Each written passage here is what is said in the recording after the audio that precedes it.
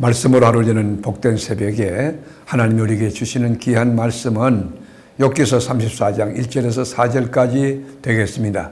온라인으로 동참하는 여러분도 다 함께 성경을 펴주시고 같이 말씀 속으로 들어가 보실까요?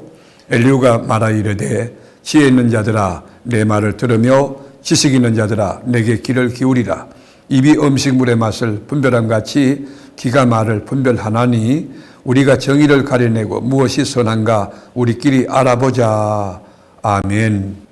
엘리후가 33장에는 아주 침묵을 지키며 상당히 신중한 태도를 보입니다. 그러나 34장 오늘 본문에 와서는 갑자기 태도가 돌변해서 거세게 욥을 몰아칩니다. 다그칩니다.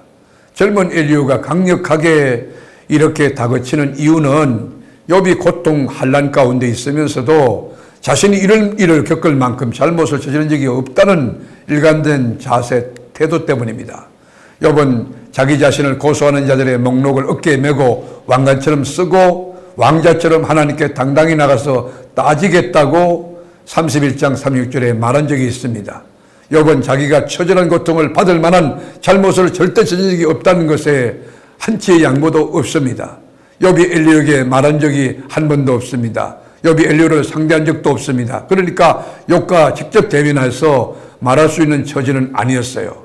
그러나 엘리후가 긴 설교를 하고는 그냥 끝냈으나 욥은 거기에 노코멘트 했어요. 반응을 하지 않았습니다. 하나님이 자신을 변호해 주실 것을 믿었기 때문입니다. 엘리후는 그럼 잘못한 일이 없는데 억울하게 고통을 받는다면 하나님이 잘못한 것이냐, 하나님께 책임이 있다는 말이냐 라고 욥에게 대묻고 있습니다. 엘리후는 욥이 하나님을 향하여 대항하고 있는 것처럼 보여졌습니다. 영적으로 미성숙한 그리고 투덜거리는 그런 태도로 보여졌던 것입니다.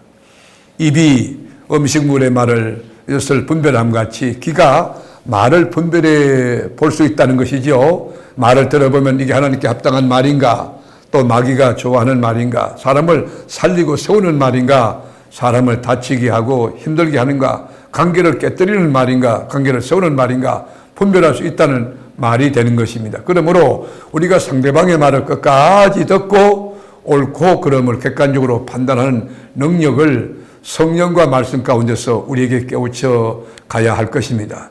그러므로 성경적 세계관이 우리에게 굉장히 중요합니다. 성경의 렌즈를 끼고 세상을 바라본다.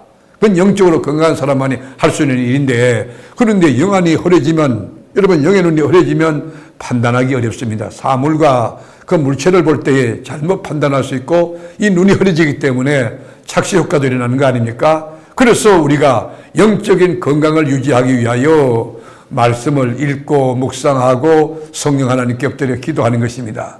우리가 작품이라고 말할 때도 집안에 있는 그냥 대충 일반적인 그런 작품하고 모든 사람들이 다 보는, 특별히 그 예술 분야의 전문가들이 볼 수 있는 그런 글작품을 이게 본다는 것은 다른 거지요. 욥은 자기 자신에 대하여 굉장한 자기애가 높았던 것으로 생각돼요. 하나님이 자기 자신을 세상에 드러내놓고 자랑하고 싶은 글작품이라고 믿었어요. 그래서 이렇게 연단하고 모질게 다루신다고 그렇게 믿고 그렇게 고백했어요. 하나님께서는 모든 것을 아시기 때문에 우리 인간은 심판의 일을 오래오래 고민하지 않습니다. 왜냐하면 하나님이 우리를 디자인하고 만든 거 아닙니까? 아무리 교만한 사람이라도, 아무리 하나님 말씀을 불순종한 사람이라도 하나님이 꺾을 때는 애굽 바로를 꺾듯이 일순간에 꺾을 수 있는 것 아니겠습니까? 우리가 하나님 앞에서 이 욥이 고난당하고 있는 것을 보면서 여러분, 욥이 어떻게 여러분 하나님 앞에 항의할 수 있겠습니까? 여러분, 우리가 잠을 잘 때도 죄를 짓는 것 여러분 생각해 보셨어요? 꿈속에서 우리가 죄를 지을 수 있다는 거예요. 생각으로 죄를 지을 수가 있어요. 나도 모르게 부지부식간에 죄를 지을 수 있는 거. 왜요? 우리가 죄 가운데 태어났기 때문에, 죄 가운데 죄를 물먹듯 먹고 마시기 때문에, 우리 아담의 피가 흐르기 때문에, 아담의 DNA가 흐르기 때문에 그런 것입니다.